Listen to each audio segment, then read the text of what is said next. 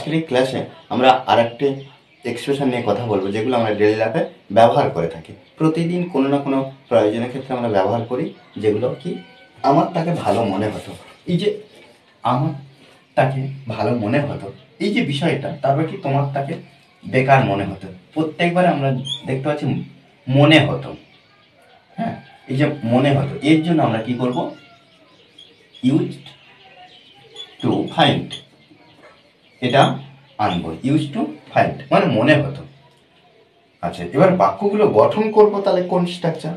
দেখো, যখন আমরা বাক্য গঠন করবো তখন প্রথমে আমরা কি করব?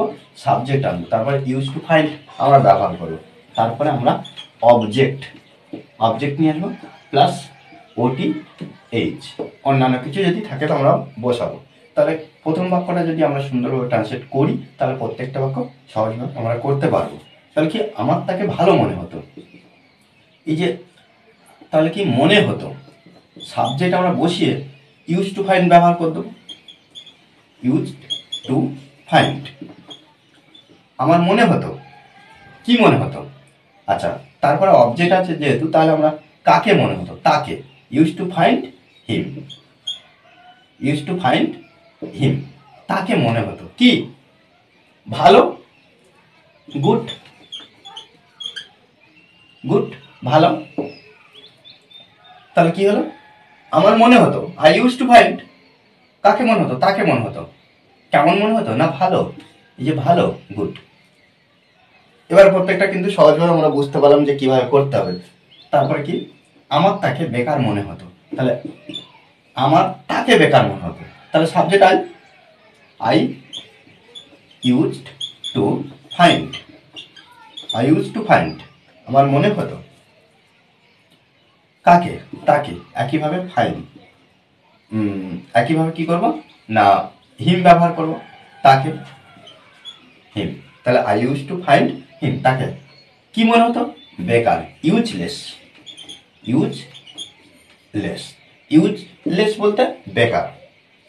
তার আমাকে পাগল মনে হতো, এখানে সাবজেক্ট কি?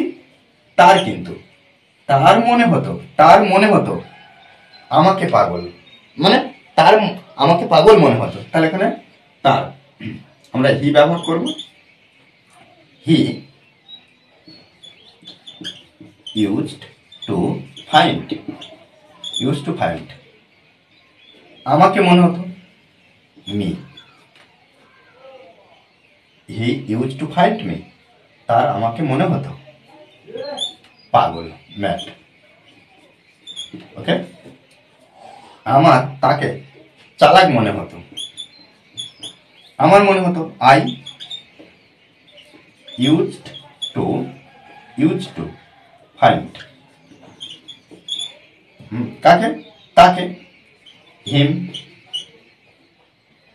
চালাক, ক্লেভার। ওকে, ক্লেভার, চালাক মনে হতো।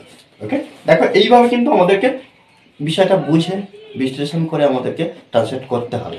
প্রত্যেকটা সুন্দর সুন্দরভাবে আমাদেরকে আগে তৈরি করার আগে আমাদেরকে বুঝে নিতে হবে যে কীভাবে ট্রান্সলেট করা হচ্ছে। আমাদেরকে কী করতে হবে না, প্র্যাকটিস করতে হবে। প্র্যাকটিসের বিকল্প কিছু নেই। আমরা যত প্র্যাকটিস করবো তত নতুন নতুন বাংলা বাক্য খুব সহজভাবে ইংলিশে ট্রান্সলেট করা সক্ষম হবো। ওকে, আর এই ক্লাসটি যদি ভালো লাগে অবশ্যই লাইক কমেন্ট শেয়ার, আর যারা এখনো পর্যন্ত আমার চ্যানেলটি সাবস্ক্রাইব করেননি তারা অবশ্যই চ্যানেলটি সাবস্ক্রাইব করে পাশে থাকবেন। Okay, thanks for watching this video.